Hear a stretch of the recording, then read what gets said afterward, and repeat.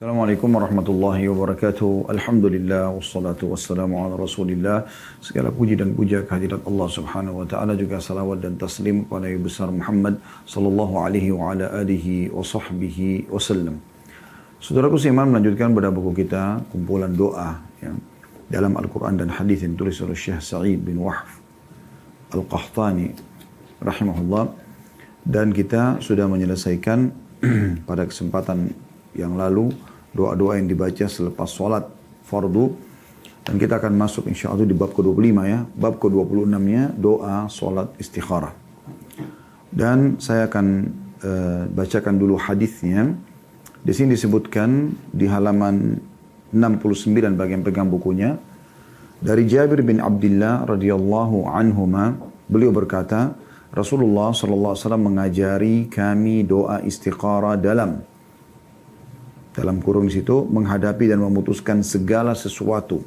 Sebagaimana beliau mengajari kami suatu surat dari Al-Quran. Beliau SAW bersabda, apabila seseorang di antara kalian hendak mengerjakan sesuatu, maka hendaknya dia melakukan sholat sunnah 2 rakaat, kemudian membaca doa ini. Nah, jadi sebelum kita baca doanya, perhatikan potongan hadis ini ya. Bagaimana Nabi SAW mengajarkan para sahabat sholat istikharah dan doanya sebagaimana diajarkan salah satu dari ayat-ayat Al-Quran. Dan beliau menganjurkan untuk dikerjakan atau pada saat akan mengerjakan segala sesuatunya. Ini ada pembatasan tentu pada hal-hal yang sifatnya boleh dalam agama, baru kita butuh istikharah. Dan di saat memang ya, kita memang masih bimbang ya untuk mengerjakan atau tidak, seperti itu. Dan kita butuh petunjuk dari Allah SWT. Tentu ada hal-hal yang tidak butuh istikharah, seperti misalnya sholat ke masjid atau sholat di rumah. Itu nggak butuh istikharah, gitu kan? Karena memang lebih afdal bagi laki-laki masjid misalnya. Puasa Ramadan, apakah saya puasa atau tidak? Ini tidak butuh istikharah. Karena memang ini satu hal yang sudah pasti.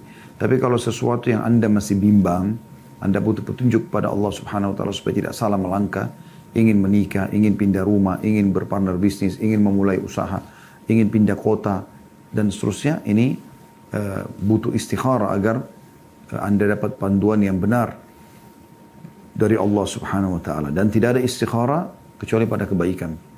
Kalau orang mau bermaksiat tidak butuh istikharah. Apakah dia berzina atau tidak misalnya, tidak butuh, langsung diberhentikan dosa tersebut. Nanti kan kita rincikan lebih jauh tentang masalah makna daripada hadis ini. Tapi Nabi SAW menganjurkan membaca Allahumma inni astakhiruka bi'ilmika wa astaqdiruka biqudratika wa as'aluka min fadlika al-azim fa innaka taqdir wa la aqdir wa ta'lam wa la a'lam wa anta 'allamul ghuyub. Allahumma in kunta ta'lam anna hadzal amr. Perhatikan ya, yang pegang bukunya sampai situ. Ada tulisan bahasa Arab ya, seperti dikasih ya, tanda kiri kanannya ya, seperti pembuka ya, wa yusammi hajatahu. Nah, ini bukan bagian daripada doa. Nanti kan kita jelaskan itu.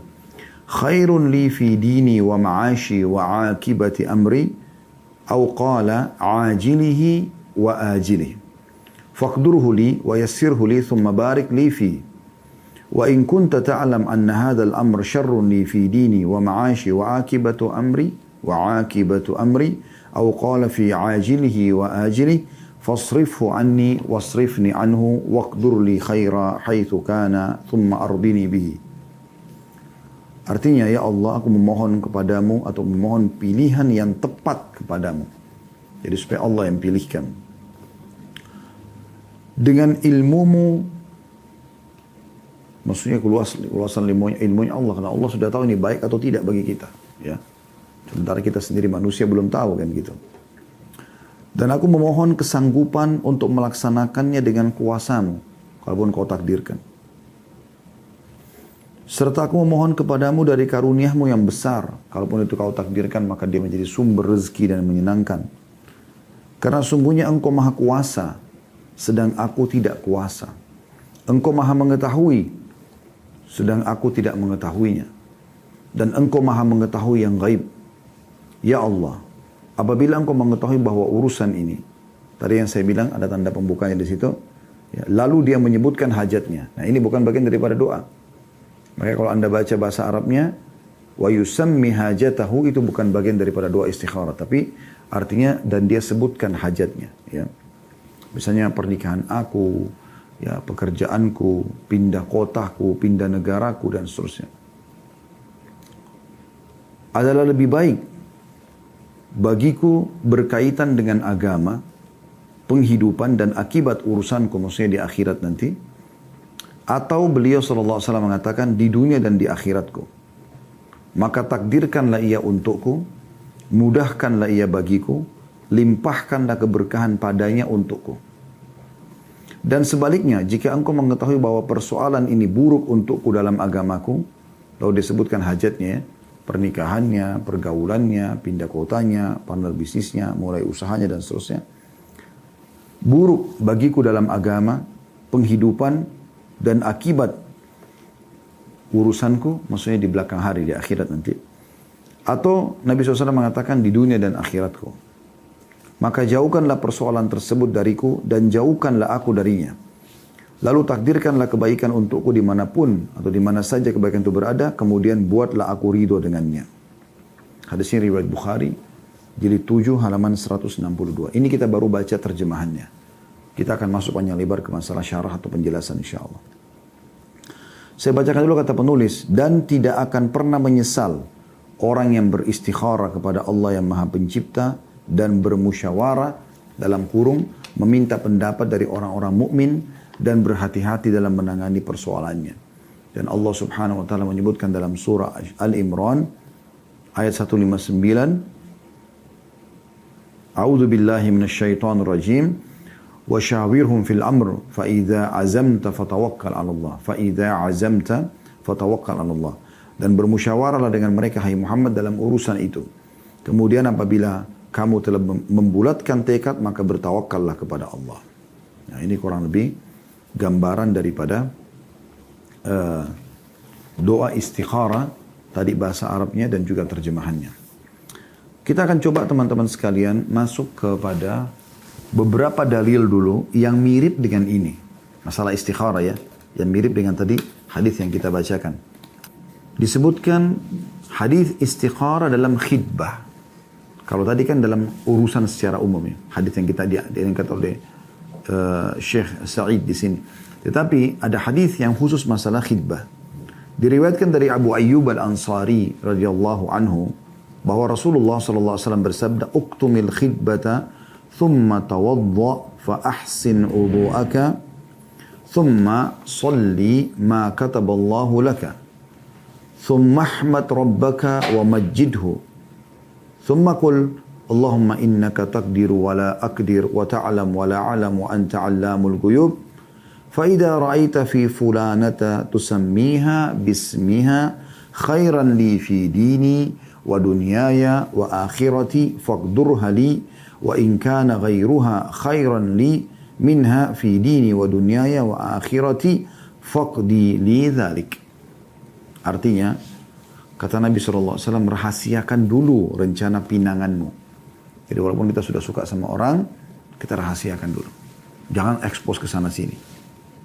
Lalu Nabi SAW mengatakan kemudian berwuduklah. Kalau suka sama satu orang, berwuduklah. Lalu kata beliau berwuduk dengan baik, kemudian sholatlah dengan sholat yang telah Allah fardukan padamu. Maksudnya Allah perintahkan kepadamu. Ya, di sini maksudnya sholat istikharah tadi ya. Kalau dalam hadis yang sebelumnya, sholat 2 rakaat. Kemudian pujilah Rabbmu dan agungkanlah dia. Kemudian ucapkanlah, Ya Allah, sesungguhnya Engkau maha kuasa sedangkan aku tidak memiliki kemampuan. Dan Engkau maha mengetahui sedangkan aku tidak mengetahui. Dan Engkau maha mengetahui perkara-perkara gaib. Jika Engkau melihat bahwa fulana, sebutkan nama wanita tersebut, adalah baik bagiku dalam agama, dunia dan akhiratku, maka takdirkanlah ia bagiku. Dan apabila ada wanita lain yang lebih baik bagiku dalam agama, dunia dan akhiratku, maka takdirkanlah wanita yang lain itu untukku. Ya, hadis ini hadis hasan. Ya. Dan kurang lebih sama riwayatnya. Ya, jadi ini tentang masalah pernikahan. Kalau tadi riwayat yang disebutkan dalam buku, umum, semua kegiatan, segala sesuatunya. Nanti kita akan masuk kepada syarah hadis pertama ya. Tapi ini menandakan memang ada juga istikharah dan sama mirip dengan ini, ya, dengan sebelumnya, tapi ini lebih pendek tentang masalah menyebutkan apakah wanita ini lebih baik bagi aku. Begitu juga dengan kalau orang mau perempuan, ya, atau perempuan mau nikah sama laki-laki. Maka dia minta petunjuk kepada Allah, apakah laki-laki ini baik untukku atau tidak gitu, ya.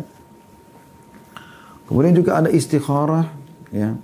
Disebutkan juga dalam riwayat Sa'ad radhiyallahu anhu, ia mengatakan bahwa Rasulullah sallallahu alaihi wasallam bersabda, "Min sa'adati ibni Adam istikharatuhu Allah, wa min sa'adati ibni Adam ridahu bima qadahu Allah, wa min shikwati ibni Adam tarkuhu istikharatallahi, wa min shikwati ibni Adam sakhatuhu bima qadallahu azza wa jalla." Artinya, termasuk kebahagiaan seseorang anak Adam adalah istikharanya kepada Allah. Jadi dia akan dapat kebahagiaan di situ. Ini kata Nabi SAW. Dan termasuk kebahagiaan seorang anak Adam adalah kerelaannya terhadap apa-apa yang telah ditentukan oleh Allah. Kalau itu baik, maka Allah takdirkan, maka dia terima. Kalaupun tidak ditakdirkan, maka dia juga tetap terima. Termasuk kecelakaan seseorang anak Adam adalah meninggalkan istikharah kepada Allah. Dan termasuk kecelakaan seorang anak Adam adalah kemarahannya terhadap ketentuan-ketentuan Allah Azza wa Jalla. Ya. Dan ini hadis dilemahkan oleh sebagian ulama, hanya saja dihasankan oleh Al-Hafidh Ibnu Hajar. Ya. Dan Al-Hakim juga mengatakan hadis ini sahih, dan Al-Bukhari Muslim tidak mengeluarkannya. Az-Zahabi juga menyatakan hal yang sama, artinya menyetujui tentang kesahihan riwayat ini. Ya. Namun ada yang melemahkan tentunya ya. Namun makna hadis ini sejalan dengan makna-makna daripada hadis, dua buah hadis sebelumnya tentang masalah istikharah. Nah, ini dulu tentang lafaz-lafaz hadis istikharah dengan terjemahannya. Kita sekarang coba masuk kepada syarah atau penjelasan teman-teman supaya lebih jauh lagi. Kembali kepada hadis Jabir bin Abdullah radhiyallahu anhu yang ada dalam buku kita ya, yang ada dalam buku kita. Rasulullah SAW mengajari kami, kata beliau, Rasulullah SAW mengajarkan kepada kami atau mengajari kami salat istikharah sebagaimana beliau mengajarkan kepada kami ayat-ayat Al-Quran. Ini ada pelajarannya. Pelajaran yang pertama adalah menunjukkan tentang pentingnya istikharah. Sampai-sampai baginda Nabi SAW mengajarkan para sahabat sebagaimana mengajarkannya bagian daripada ayat Al-Quran. Anda bayangkan saking pentingnya istikharah itu. Walaupun dia hukumnya sunnah, tetap dia kedudukannya sangat tinggi. Sampai Nabi SAW serius dalam mengajarkan sahabat seakan-akan mengajarkan ayat dari ayat-ayat Al-Quran. Jadi menunjukkan tentang pentingnya istikharah dan jangan sampai seorang muslim menyepelekan suatu urusan karena kecilnya urusan tersebut. Tetap dia butuh petunjuk Tuhannya. Jangan pula yang meninggalkan istikharah dalam urusan yang secara zahir terlihat baik. Ya. Karena seringkali suatu perkara yang dianggap remeh atau terlihat baik, gitu kan, lalu di masa mendatang menjadi suatu bencana yang besar. Ini bisa terjadi. Yang kedua, menunjukkan tentang adanya ya, penanaman keyakinan, ya, keyakinan seorang mukmin dan mukminah terhadap Allah Subhanahu Wa Taala, karena dia mengembalikan urusannya kepada Allah. Ya. Walaupun dia dalam pandangan dia ini perempuan baik, ini laki-laki baik, ini pekerjaan baik, ini bisnis baik, ini partner bisnis baik, tetap dia berhati-hati. Dia minta petunjuk kepada Allah Subhanahu Wa Taala. Ini sering kami pandukan juga kepada teman-teman yang sudah tidak bisa lagi disatukan rumah tangganya, maka bukan mereka ambil keputusan untuk cerai langsung, tapi istikharahkan. Minta kepada Allah Subhanahu Wa Taala petunjuk. Karena sebagaimana tadi artinya sudah kita bacakan, ya sangat bagus sekali artinya. Kita langsung minta Allah yang mengambil alih dengan kemahaluasan ilmu Allah. Jadi supaya nggak salah. Kalau pasangan tersebut baik untuk kita pertahankan rumah tangga bersama dia, maka Allah akan ubah keadaannya menjadi lebih baik dan cocok untuk kita dari sisi agama, sisi kehidupan dunia, dan juga sisi akhirat kita. Dan kalau dia buruk, maka Allah akan pisahkan dan Allah akan gantikan yang lebih baik. Ya. Kemudian juga, ya, ada anjuran agar selalu bergantung kepada Allah Subhanahu Wa Taala. Ada anjuran untuk memperbanyak bergantung kepada Allah. Tanda kutipnya panjah kepada Allah Subhanahu Wa Taala. Dan saking pentingnya hal tersebut sampai Nabi SAW ajarkan seperti mempelajari ayat-ayat Al-Quran. Sabda Nabi SAW yang berbunyi, jika salah satu di antara kalian bercita-cita atau punya keinginan enggan melakukan satu perkara, maka lafaz daripada bercita-cita atau berangan-angan untuk melakukan satu perbuatan, ini teman-teman sekalian adalah bercita-cita atau berkeputusan hati untuk melakukan sesuatu. Jadi bukan keadaan hati yang sedih, goncang, bingung, atau ragu-ragu sebagaimana difahami oleh bagian orang. Seakan-akan istikharah itu kalau ragu baru kerjakan. Tidak. Walaupun hatinya sudah mantap, ya, maka tetap saja dia kembalikan kepada Allah Subhanahu wa taala. Itu yang dimaksud di sini. Dan Nabi SAW beliau menginginkan mengajarkan kepada para sahabat bukan yang ragu, tapi justru bagi yang sudah yakin. Tapi karena perkara tersebut bukan hal yang diwajibkan dalam agama sehingga dia harus istikharah.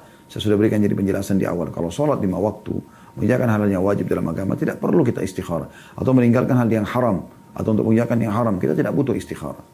Tapi kalau dalam teknis lapangan, kita ingin menikah, membuka usaha, berbisnis, pindah kota, pindah rumah, dan seterusnya, maka ini butuh petunjuk yang jelas dari Allah Subhanahu wa ta'ala. Dan makna daripada hal ini sangat penting, diambil daripada potongan hadis Nabi SAW, fil umuri kulliha. Kata Jabir bin Abdullah, kami diajarkan Nabi SAW istikharah untuk dalam segala urusan kami. Ya. Jadi bukan urusan yang membuat sedih, atau bingung, atau ragu-ragu ya, dalam memilih, akan tapi mencakup segala urusan. Ya. Kalau ragu, ya, itu ada hadis. Da' ma yaribuka illa mala yaribuk. Tinggalkan yang membimbangkanmu kepada hal yang tidak membimbangkanmu. Tapi kalau kita sudah mau jalani, maka di situ kita butuh istikharah. Ya. Jadi misalnya ada 2 perkara, atau ada 1 perkara bagus, kita masih mau jalankan, tetap kita kembalikan kepada Allah, biar Allah putuskan. Atau 2 perkara yang kita bimbang, yang mana kita pilih, ini juga boleh. Tapi di sini tentu juga perlu digarisbawahi ya, pada saat 2 perkara itu bertemu dua-dua sama baiknya. Kalau 2 perkara ya, misalnya Anda mau menikah dengan seseorang, ya, di sini Anda si A sama si B ini dua-duanya baik. Di sini Anda ragu. Misalnya di sini keraguan ini bukan ragu terhadap mau menikah sama mereka, Anda tetap akan melangkah. Tapi pilih yang mana? Yang ini si A atau si B? Yang dimaksud tadi ragu tuh ragu. Untuk apa istikharah kalau memang tidak mau nikah awalnya? Kan begitu. Jadi bukan masalah keraguan terhadap melangkahnya, tapi ragu yang mana mau dipilih lebih bagus, itu yang boleh istikharah. Itu yang dimaksudkan tadi ya. Di sini juga ya, bagaimana Nabi SAW menganjurkan untuk mengerjakan sholat 2 rakaat selain sholat fardu. Berarti ada sholat sunnah istikharah dan jumlahnya 2 rakaat. Ya. Seperti biasa saja Anda berwudu dengan sempurna. Seperti Anda kalau mau sholat qabliyah, mau sholat duha, mau sholat malam, mau sholat taubat, Anda begitu.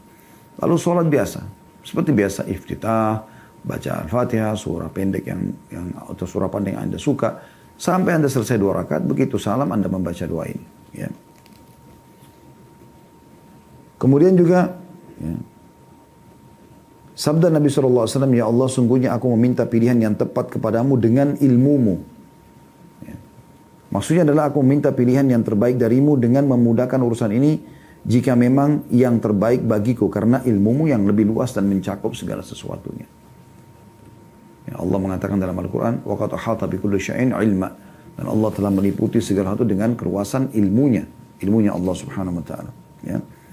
Jadi maksudnya adalah biar tidak salah, biarkan Allah yang memilihkan gitu.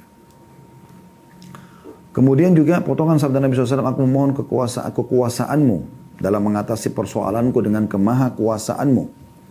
Artinya aku memohon diberikan kemampuan untuk melakukan tuntunan dari pilihanmu. Misalnya kita mau menikah sama si fulana atau fulan. Tapi setelah kita istikharah malah sampai kepada kita berita-berita yang tidak baik tentang dia. Misalnya tiba-tiba kita dengar kalau dia pernah mabuk, dia pernah masa lalu yang kelam, atau dia berbohong dengan satu informasi, maka itu adalah petunjuk dari Allah SWT. Allah tidak akan pernah turunkan tangan dari langit, ingat itu teman-teman sekalian, untuk memberhentikan kita dari hal yang buruk, tapi Allah memberikan kita sinyal-sinyalnya ya. Jadi kadang-kadang kalau istikharah dan ternyata orang itu baik, tiba-tiba kita dapat informasi lagi, duduk aja. Orang itu hadir di majelis ilmu, orang itu bakti sama orang tuanya, orang itu pergi haji dan umroh. Pokoknya ada hal-hal yang baik yang sampai kepada kita. Ya, itu sudah petunjuk dari Allah Subhanahu wa taala. Dan jangan egois kalau sudah minta petunjuk kepada Allah Subhanahu wa taala. Kita minta dalam doa istikharah ini agar kita ridho dengan apa yang Allah putuskan. Nanti kita lihat dalam salah satu makna doa itu ya. Juga sabda Nabi SAW, aku mohon kepadamu dari karuniamu yang besar. Artinya aku mohon kepadamu penentuan kebajikan dan kejelasan dari kebaikan tersebut. Ya. Artinya jikapun Allah takdirkan, maka jadikan ini baik. Ya. Kalau Allah hilangkan, jadikan juga itu baik. Juga potongan sabda Nabi SAW, sesungguhnya engkau maha kuasa sedangkan aku tidak kuasa, dan engkau maha mengetahui sedangkan aku tidak mengetahui. Dan engkau adalah zat yang maha mengetahui yang gaib. Ini adalah ya, terdapat alasan dan penegasan mengapa aku meminta pilihan tepat kepadamu ya Allah. Maksudnya di sini Nabi SAW ya, ini berisi sebuah alasan dan juga penegasan ya, bahwasanya engkau yang maha kuasa ya Allah. Dan ini ciri orang-orang beriman, selalu kembali kepada Allah Subhanahu wa ta'ala.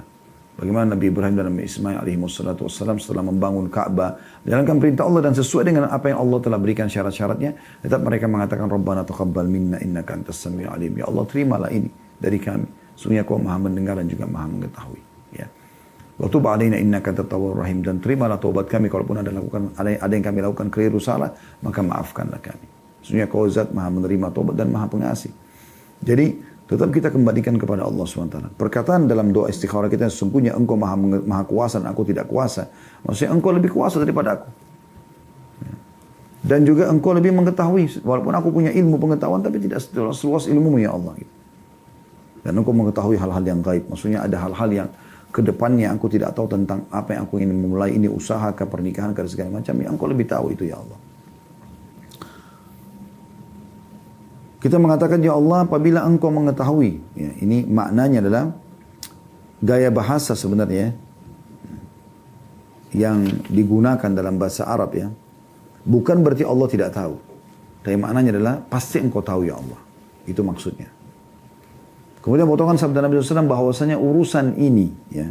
Maksudnya disebutkanlah urusan ini. Saya pernikahan saya sama si fulan. Makanya kita selepas sholat baru baca doa ini ya. Pasti badi menyebutkan hajat, kita sebutkan hajat kita walaupun dalam bahasa Indonesia. Kita baca doa istikharahnya dalam bahasa Arab, pasti badi hajat kita boleh sebutkan dalam bahasa Indonesia. Ya Allah, kalau pernikahan saya sama si fulan, ya usaha saya, pindah kota saya, dan seterusnya. Ya. Kemudian potongan sabda Nabi SAW, ya. Lebih baik bagiku dalam agamaku, kehidupanku, dan akibat daripada akhir hidupku. Maksudnya urusan dunia akhiratku. Jadi kita minta, kalau ini perkara pernikahanku, pindah kotaku, bisnisku, partnerku sama si fulan, baik untukku di dunia dan akhiratku, maka mudahkanlah itu. Ya, mudahkanlah itu. Ya. Dan potongan sabda Nabi SAW, takdirkanlah urusan itu bagiku, mudahkanlah aku jalani, kemudian berkahilah di dalamnya, artinya masukkanlah urusan ini ke dalam kemampuanku, atau di bawah kemampuanku. Dan setelah aku mampu, maka mudahkan untukku. Ada juga pendapat yang mengatakan diberi kemampuan adalah diberi kemudahan.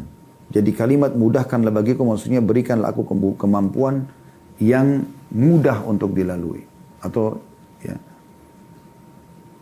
dilalui. Ya. Kemudian sabda Nabi SAW akan tetapi apabila engkau mengetahui urusan ini, maksudnya engkau pasti tahu urusan ini. Kalau kita sebutkan buruk ya untuk di agamaku, duniaku dan akhiratku, ini adalah sama tadi pertama, mengembalikan perkara kepada Sang Pencipta Allah yang lebih tahu tentang keadaan ini baik atau buruk. Kemudian potongan Nabi SAW, ya, alihkanlah aku dari dia, alihkan dia dari aku, lalu takdirkanlah kebaikan dimanapun aku berada, dan buatlah aku ridho dengan kebaikan tersebut. Ini maksudnya adalah, buatlah aku jadi tidak suka dengan pekerjaan itu, dengan pernikahan itu, dengan bisnis itu, dengan pindah kota itu atau pindah negara itu, ya. Kemudian buat juga dia, kalaupun itu manusia, tidak suka dengan aku. Teralihkan semua. Kita nggak dirugikan, orang itu juga tidak dirugikan. Kemudian takdirkanlah kebaikan dimanapun aku berada dan buatlah aku ridho. Artinya, kalau pernikahan ganti aku dengan pernikahan lebih cocok, pekerjaan lebih cocok, partner bisnis lebih cocok, dan seterusnya. Maka ini makna daripada ya, istikharah itu sendiri. Ya. Jadi makna daripada hadis-hadis tadi ya. Istikharah ini teman-teman sekalian membutuhkan beberapa perangkat yang harus kita ketahui. Yang pertama sekali, adalah niat yang benar dalam hati. Jadi betul-betul memang karena dia ingin mengerjakan atau ingin minta petunjuk dari Allah Subhanahu wa taala. Itu yang penting. Dari hatinya. Bukan karena hanya disuruh oleh orang, bukan karena nggak enak sama calon pasangan, calon mertua, tidak. Atau dia tipu orang. Ya saya akan istikharah, padahal tidak istikharah, enggak. Makanya dia amalan hati. Dia betul-betul ingin mendapatkan petunjuk dari Allah Subhanahu wa taala. Maka di situ Allah akan berikan dia petunjuk ya. Kemudian ya, dia membaca doa seperti yang Nabi SAW ajarkan. Kalau belum hafal, setelah salam dia pegang doa itu, banyak Anda tinggal ketik di Google doa istikharah akan keluar gitu. Kemudian yang ketiga adalah dia bertawakal setelah itu. Tawakal itu yang menyerahkan urusan itu kepada Allah Subhanahu wa taala. Saya udah lihat orang ini saya cocok. Dan ingat kalau mau khidbah tadi sudah hadis ada saya sudah bacakan, jangan dulu diiklankan, tapi istikharahkan dulu. Di saat kita melihat ada kemudahan-kemudahan yang Allah mudahkan dari calon pasangan kita, dari calon mertua kita, termudahkan jalannya, maka berarti itulah jodoh kita. Sudah tinggal kita bismillah jalan melangkah gitu. Ya, itu yang dimaksud di sini. Kemudian juga yang terakhir, yang keempat adalah ridho terhadap keputusan Allah. Setelah itu pun kalau tidak jadi, maka tenang saja, tidak ada masalah. Itu berarti baik buat kita. Ini pernah saya sampaikan sebuah kisah berhubungan dengan masalah kejadian nyata. Ada satu orang dosen Ummul Qura, beliau namanya Dr. Muhammad, ya saya dengarkan ceramahnya, beliau mengatakan dulu ada temannya sangat baik ibadahnya, sangat soleh gitu. Melamar seorang wanita, sampai wanita tersebut setuju dan keluarganya setuju. Ya. Entah kenapa beberapa waktu sebelum terjadi pernikahan tersebut, tiba-tiba si wanita membatalkan tanpa sebab. Dia bingung kenapa dibatalin. Dia coba bicara sama calon mertuanya juga bicara sama anaknya. Kenapa harus dibatalin? Orang ini baik. Tetap anaknya mengatakan pokoknya saya tidak mau nikah sama laki-laki ini. Intinya begitu.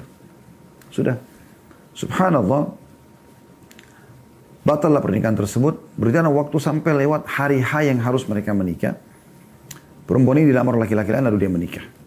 Kata Dr. Muhammad dalam ceritanya, saya pada saat proses sebelum perempuan itu menikah dari pembatalan pernikahan sampai hari H, berjalan beberapa waktu, saya setiap ketemu teman saya ini selalu prihatin dan kesian.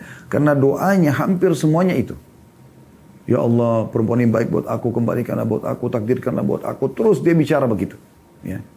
Tapi subhanallah yang terjadi, perempuan itu tetap tidak mau. Kata Dr. Muhammad, sampai saya pun ikut berdoa mengatakan, Ya Allah, kabulkanlah keinginan sahabatku ini. Gitu. Karena luar biasanya dia berharap agar perempuan itu jadi jodohnya gitu. Tapi kata Dr. Muhammad, saya betul-betul mendapatkan jawaban kalau Allah sayang kepada teman saya ini, dan itu adalah hasil istikharah dia sebenarnya yang terbaik. Yang pada saat tidak jadi menikah, justru nikah sama orang lain setelah wanita itu menikah. Dia bilang kisah nyata 1 bulan setelah wanita itu menikah, ya ternyata ada masalah di urat sarafnya, di otak bagian belakang urat saraf. Itu kemudian membuat, ada permasalahan dengan payudara. Ini kisah nyatanya. Di sebelah kanan. Ya, dia merasa sakit, kemudian dibawa ke dokter oleh suaminya. Baru sebulan menikah ya. Itu ternyata dia kena kanker payudara.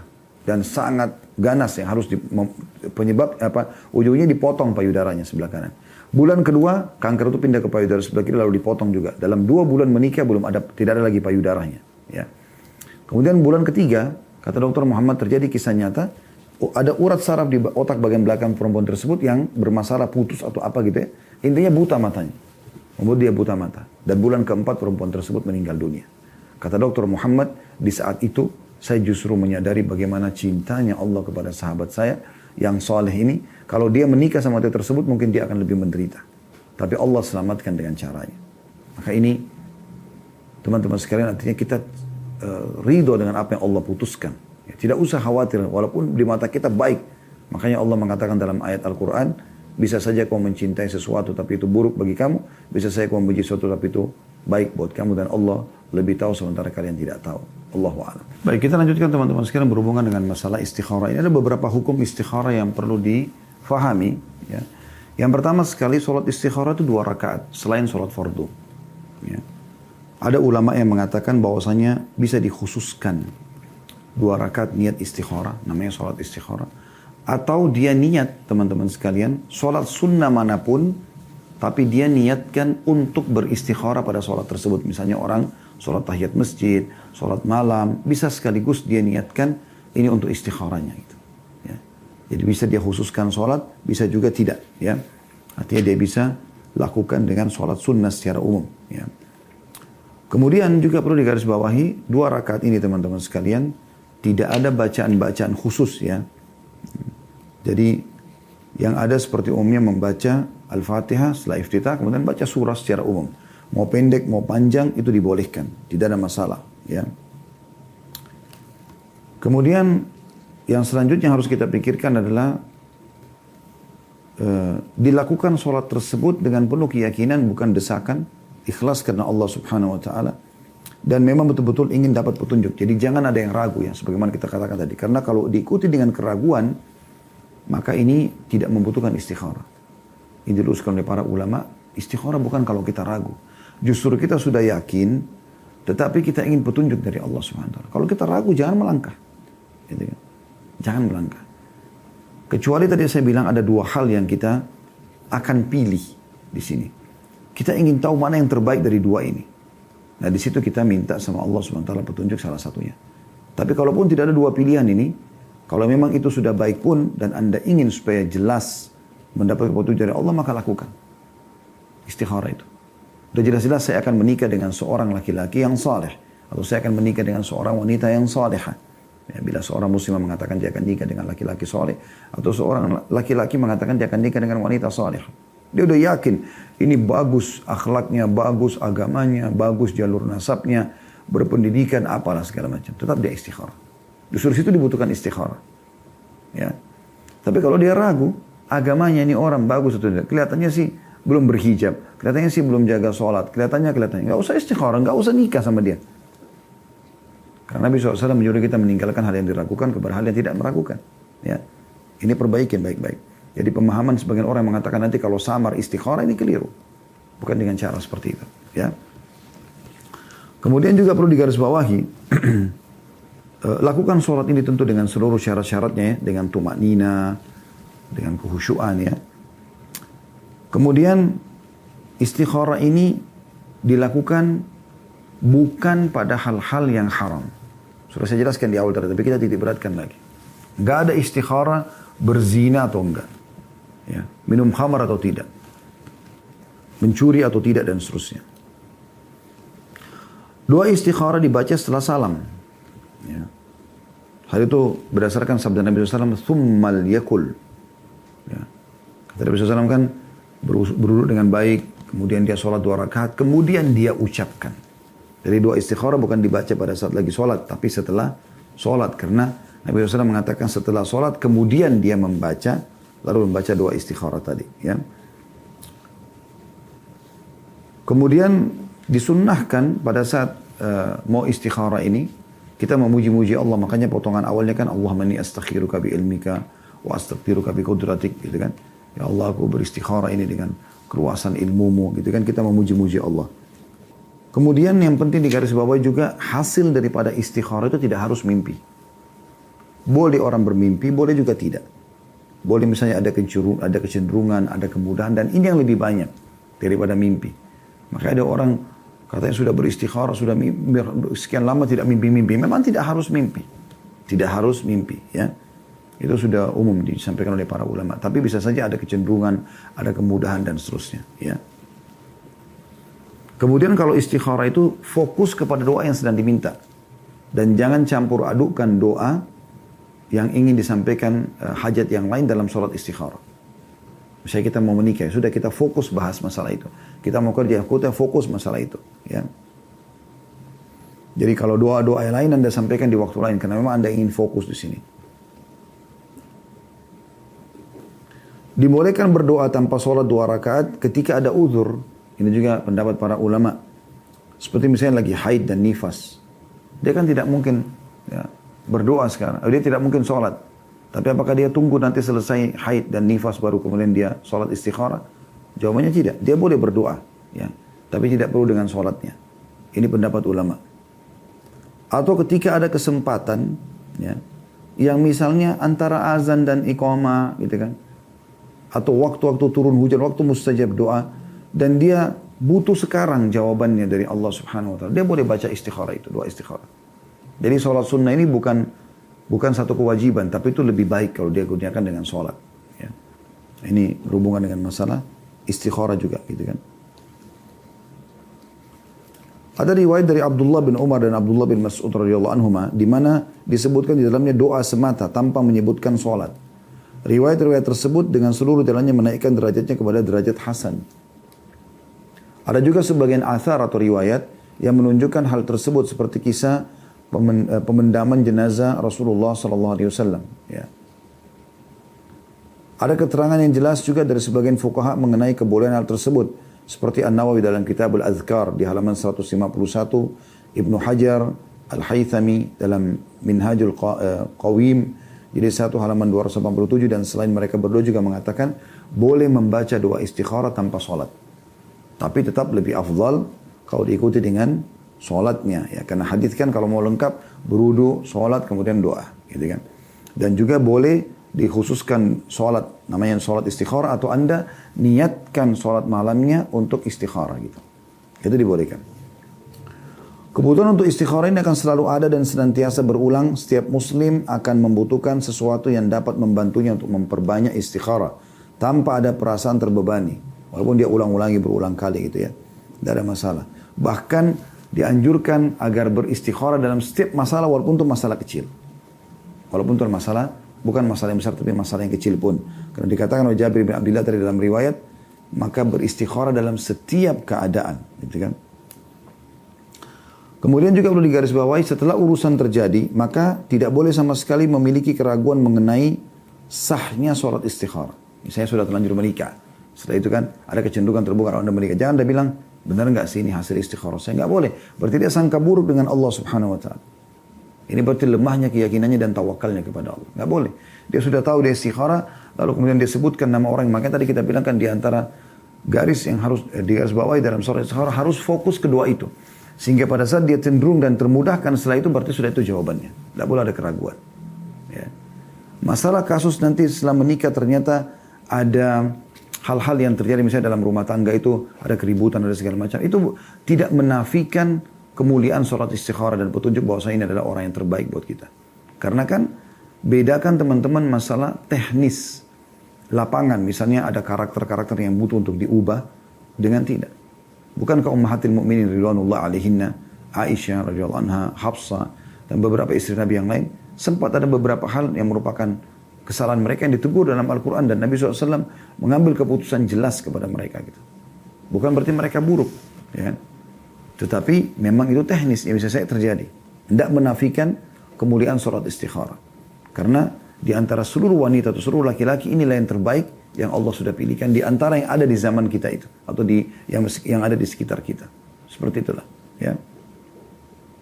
Jadi tidak boleh ragu, bahkan bersangka buruk, ya, dengan masalah istikharah itu. Boleh melakukan istikharah berulang-ulang dalam sehari. Tidak ada masalah. Ya, bukan berarti sehari sekali. Boleh di pagi hari, boleh di siang hari, boleh di malam hari. Yang penting hindari waktu yang dilarang. Kan habis subuh sampai sampai terbit matahari, dan habis asar sampai terbenam matahari, ini dilarang sholat, gitu kan. Sedangkan ini boleh anda lakukan berulang-ulang, gitu kan. Kemudian tidak dianjurkan seseorang itu setelah istikharah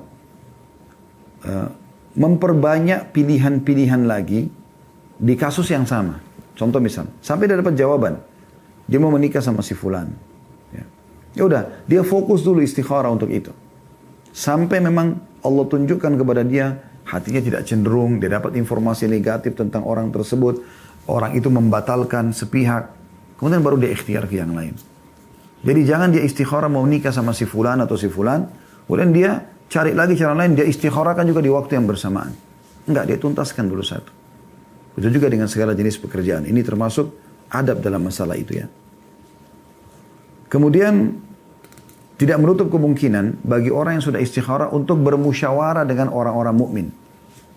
Ya, sebagaimana sudah kita jelaskan tadi di awal pembukaan. Jadi boleh saja anda ikutkan sholat istikharah itu dengan bermusyawarah. Nabi SAW tetap disuruh bermusyawarah tadi dalam surah Ali Imran dengan para sahabat, gitu kan. Itu juga dalam surah Asy-Syura tentang musyawarah. Allah SWT memerintahkan Nabi Muhammad SAW untuk, ya, bermusyawarah, menanyakan, tapi kepada orang-orang yang berakal. Nah, tapi di sini perlu digarisbawahi teman-teman sekalian, kita harus menanyakan dan meminta pendapat kepada orang yang sudah lebih pengalaman dan orang benar. Contoh misal, Anda ingin menikah, nggak pantas Anda minta pendapat dan saran dari orang yang belum menikah. Sebagai bentuk musyawarah Anda dan melengkapi istikharah Anda, nggak keliru, nggak bisa. Ya, karena dia belum punya pengalaman, nggak akan nyambung nanti. Seperti banyak kasus terjadi, ada orang mau menikah, lalu dia tanya adiknya yang masih gadis, yang lebih muda dari dia, gitu kan? Atau dia berbicara dengan orang yang gagal berumah tangga, janda atau duda misalnya, ya. Perempuan ngomong sama janda, laki-lakinya ngomong sama temannya duda misalnya. Maka mereka akan menjelaskan tentang kegagalannya. Apalagi kalau hatinya diikuti dengan hasad atau iri, maka dia tidak berharap pernikahan Anda terjalan. Tapi bermusyawarah dengan orang yang paling tepat, misalnya orang yang sudah berumah tangga dan berhasil rumah tangganya, bahagia kelihatan. Kita musyawarah sama mereka. Begitu juga pada saat naudzubillah mau terjadi perceraian, maka bermusyawarah dengan orang yang berakal. Bukan orang yang sudah cerai, orang yang belum cerai.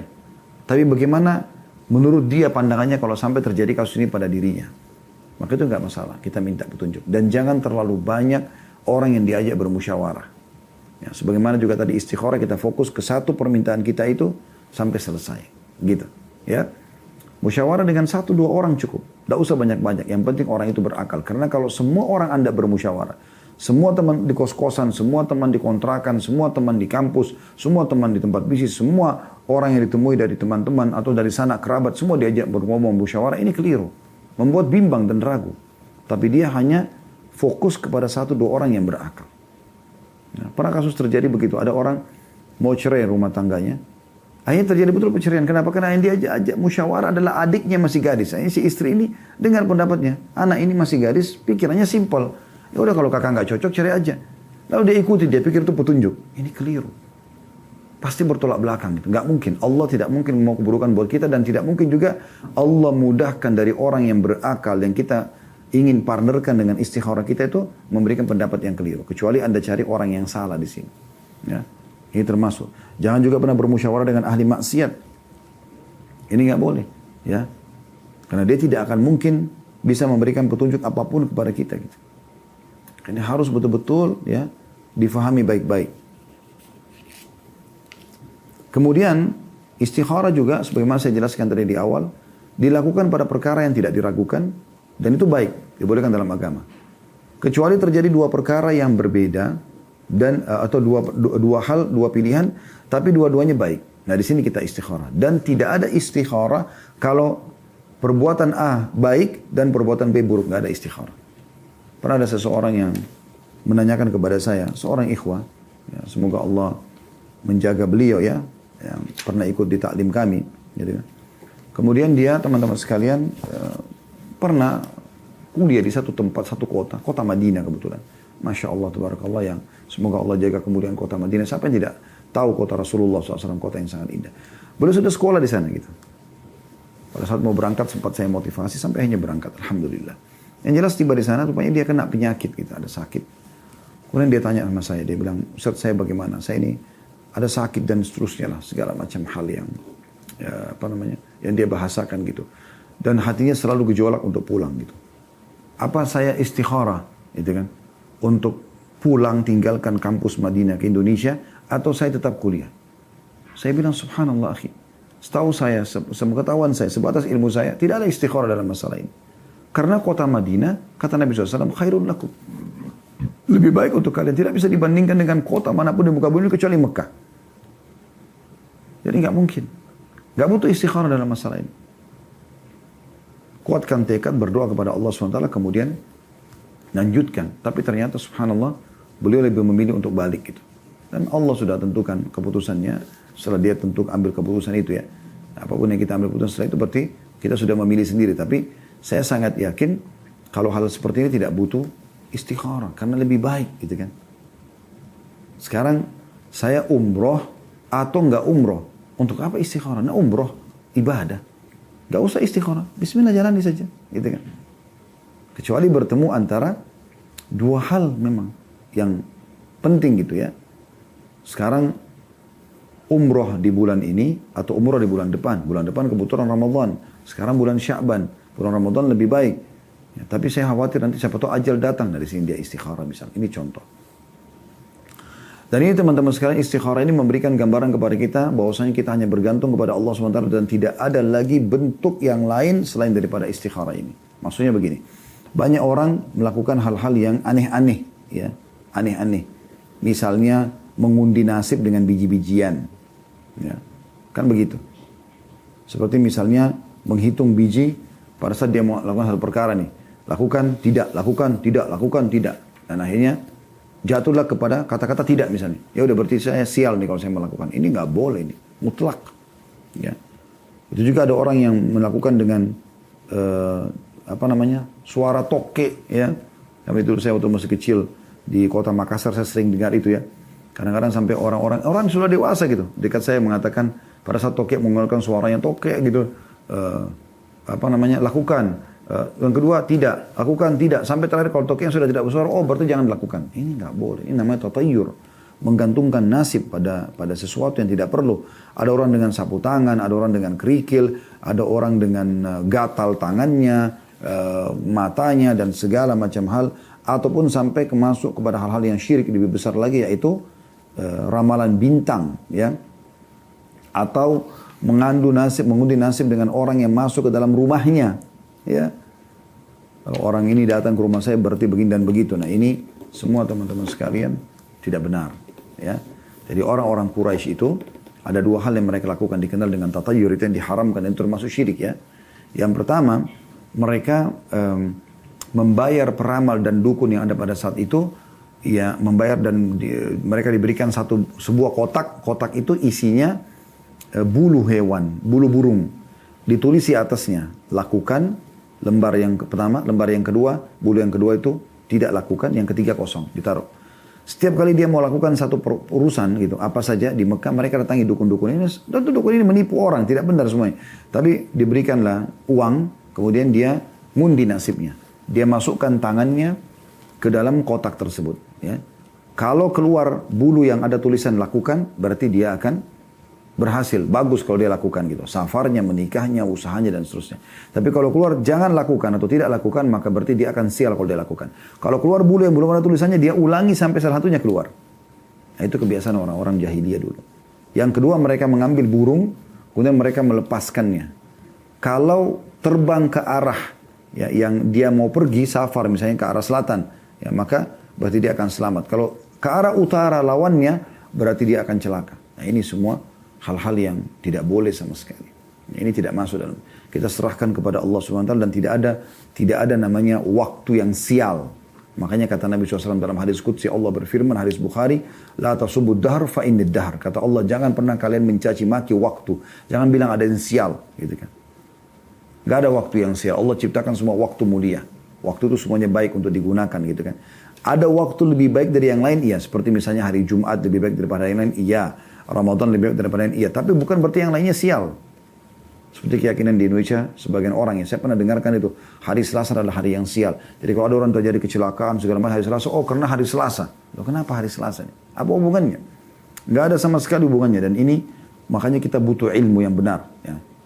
Ini butuh ilmu yang benar, butuh dasar yang benar, sehingga tidak sembarangan kita melakukan hal-hal yang seperti ini. Ya.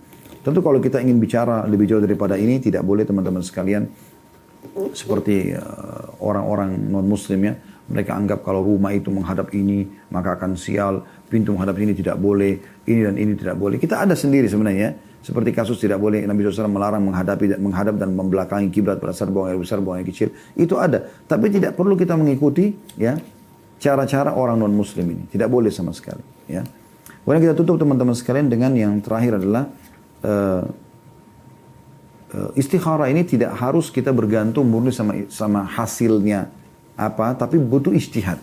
Jadi gini, maksudnya sambil kita teman-teman sekalian istikharah, sambil kita juga ikhtiar, ngumpulin informasi gitu-gitu. Jadi bukan kita duduk saja, enggak, tapi kita juga sambil ikhtiar. Dan itu masuk dalam umumnya firman Allah SWT dalam surah Al-Ankabut, surah nomor 29 ayat 69 ya.